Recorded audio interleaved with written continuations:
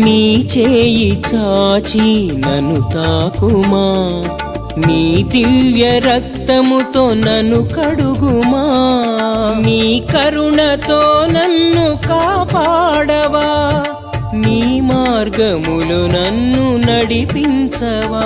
మన్నించు క్షమించు మన్నించు యేసయ్యా, మన్నించు క్షమించు మన్నించు యేసయ్యా.